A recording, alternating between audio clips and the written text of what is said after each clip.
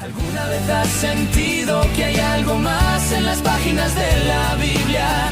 Profundiza con nosotros en cada episodio.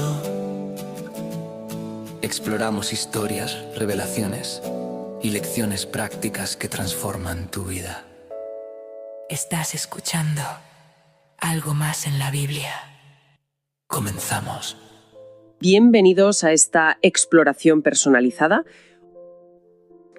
Hoy vamos a sumergirnos en un pasaje que es brevísimo, pero de una densidad increíble.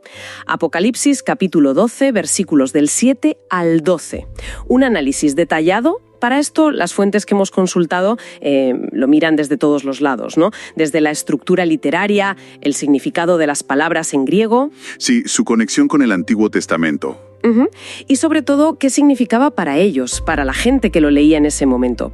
El objetivo es desentrañar no solo qué pasa en esa batalla, sino por qué se cuenta así y qué revela sobre la victoria y la derrota. Es que este pasaje, fíjate, funciona como una clave de bóveda en todo el libro. Es fundamental. Responde a una pregunta que debía de ser agonizante para ellos y que lo sigue siendo hoy. ¿Cuál? Si Cristo ya ha vencido, ¿por qué el mal parece ir a más en el mundo? ¿Por qué justo después de esta victoria celestial, todo en la tierra parece empeorar? Es una paradoja que vamos a explorar a fondo. Fantástico. Pues vamos a ello. Vamos a desgranar esto. La escena arranca directa, casi como un titular. Hubo guerra en el cielo. Suena muy épico, ¿no? ¿Quiénes son exactamente los contendientes? Pues, por un lado, tenemos a Miguel y sus ángeles. Y aquí el nombre ya lo dice casi todo. En la tradición judía, como vemos por ejemplo en el libro de Daniel, Miguel es el arcángel protector, el campeón del pueblo de Dios. Y su nombre, si no recuerdo mal, significa literalmente «quién como Dios», ¿verdad? Ah, no. El emperador era casi un dios. Claro. Pues proclamar que el jefe de tus ejércitos celestiales se llama «quién como Dios» era una afirmación, teológica y política muy potente. Es una forma de decir, aquí solo hay un soberano. Y en la otra esquina del cuadrilátero, el gran dragón. La descripción es abrumadora. Totalmente. El texto no quiere que tengamos ninguna duda de quién es. Acumula títulos uno detrás de otro. Las fuentes lo llaman un crescendo demonológico. Es una presentación en toda regla. Primero, la serpiente antigua. Una alusión directa al Génesis, al jardín del Edén. Nos lleva al origen de todo. Sin duda. Conecta esta batalla con el primer relato de tentación y caída. Luego se le llama Diablos, que en griego, diabolos, es el que calumnia, el que divide. Y también Satanás, del hebreo Satán, que es el adversario. Y por si fuera poco, su descripción de funciones. El que engaña al mundo entero. Vaya currículum. Vamos, que el texto te está diciendo, este no es un monstruo cualquiera. Es la personificación de toda la oposición a Dios desde el principio de los tiempos. Entendido. Tenemos a los dos bandos. Pero lo que me llamó la atención en las fuentes es que esto no es una narración lineal. Hablaban de una estructura literaria muy específica, un quiasmo. Sí. Me pareció un concepto un poco técnico. ¿Nos puedes explicar qué significa y por qué es tan importante aquí? Es una observación clave, sí. Un quiasmo es una estructura en la que las ideas se presentan en un orden, digamos A, B, C, y luego se repiten al revés, C, B, A. El punto central, la C, es siempre lo más importante. Y este pasaje es un ejemplo del libro. A ver. Empieza con la guerra, luego la expulsión del dragón. En el centro, un cántico de victoria que lo explica todo. Y luego termina con las consecuencias de la expulsión. La furia del dragón. Exacto.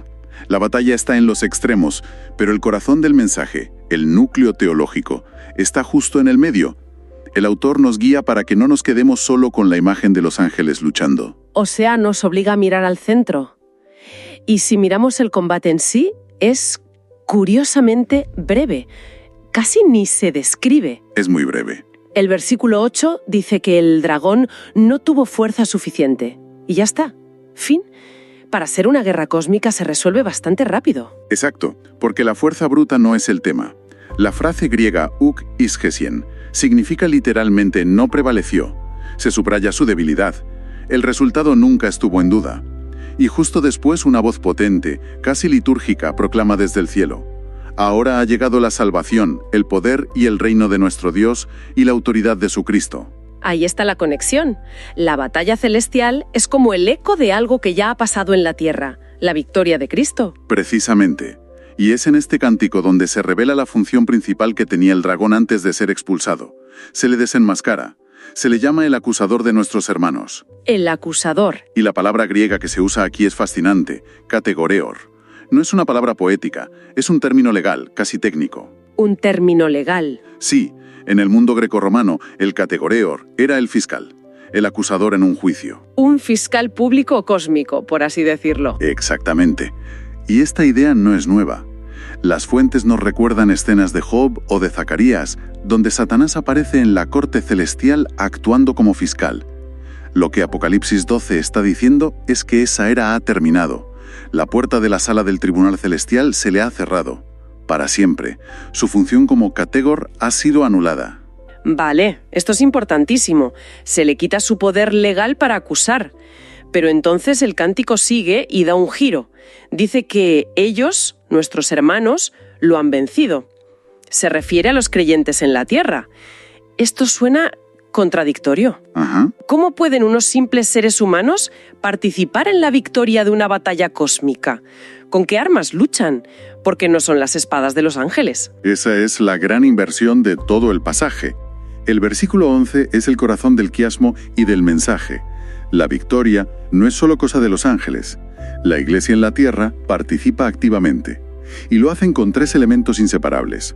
Primero, y como fundamento de todo, la sangre del Cordero. El sacrificio de Cristo. Sí, pero no es más que un símbolo.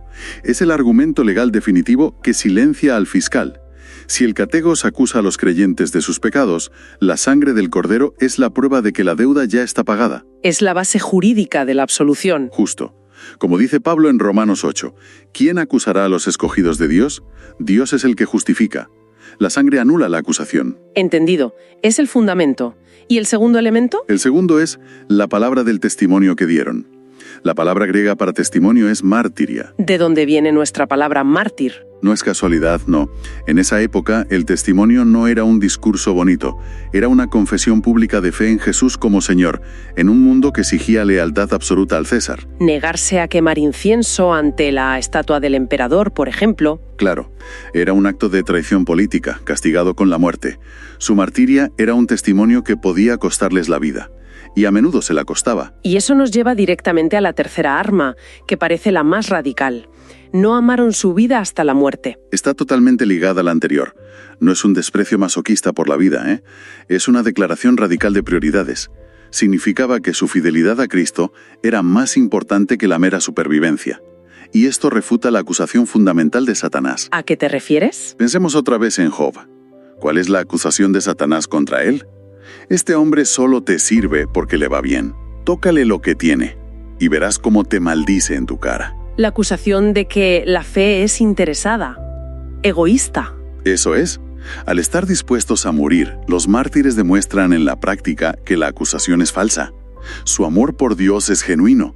Su fidelidad hasta la muerte es la prueba viviente que refuta al acusador. Es increíblemente subversivo. O sea, en un imperio que idolatraba la fuerza militar, el poder, la conquista, el mensaje es que la verdadera victoria se manifiesta a través de la entrega y el sacrificio. Los vencedores se parecen más al cordero sacrificado que al arcángel guerrero. Es una paradoja total, pero es la paradoja que está en el centro del cristianismo. La fuerza se perfecciona en la debilidad. La vida se encuentra a través de la muerte. Es un sistema de valores completamente invertido. Vale, esto nos lleva a la gran pregunta que planteabas al principio. Si la victoria ya está ganada, si el acusador ha sido expulsado, ¿por qué las cosas se ponen mucho peor en la tierra? Porque el versículo 12 es un jarro de agua fría después de tanta celebración. Lo es. Y esa es la paradoja que resuelve el pasaje.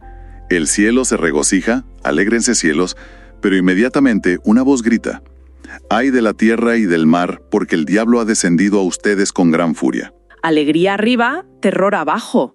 ¿Y por qué esa furia? Si ha sido derrotado, uno esperaría que estuviera debilitado, no más furioso. La razón de su furia no es un signo de poder, sino todo lo contrario.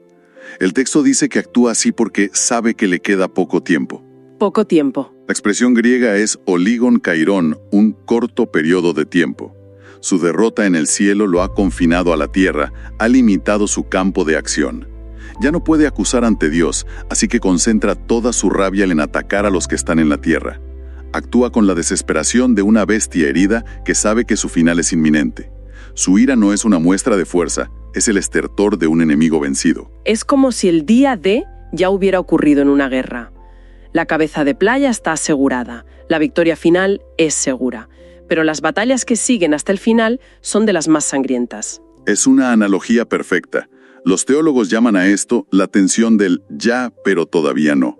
La victoria ya ha sido ganada por Cristo, pero su manifestación final todavía se libra en nuestro tiempo. Así que el sufrimiento que experimentaba esa comunidad No era una señal de que Dios los hubiera abandonado.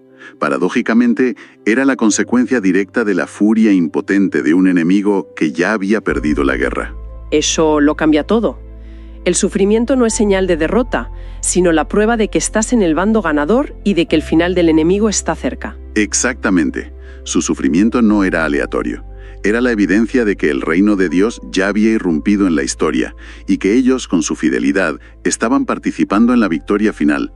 La alegría del cielo es lo que sostiene su lucha. En resumen, después de este análisis detallado, queda claro que esto es mucho más que una batalla entre ángeles. Es una catequesis profunda que define al mal como un acusador, una voz que busca dividir y condenar. Y que revela que la verdadera victoria no se logra con poderío, sino con el sacrificio del Cordero y el testimonio fiel de quienes le siguen. En realidad, no eran víctimas impotentes, eran participantes en una victoria cósmica ya asegurada. Y eso les daba una razón para perseverar. Para terminar, las fuentes nos dejan con una idea para reflexionar. Si la función principal del dragón era la de acusador, y esa voz ha sido silenciada en el cielo por Cristo, la pregunta que queda es: ¿cómo y dónde intenta esa misma voz de acusación, la que frustra, la que desanima, la que nos separa, hacerse oír hoy? Y sobre todo, si las armas de la victoria son las mismas, ¿qué forma tiene en nuestro contexto el testimonio fiel que la vence?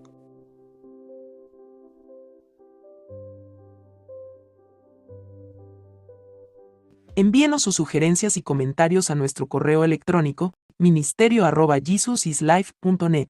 Este programa es una producción de Jesus is Life.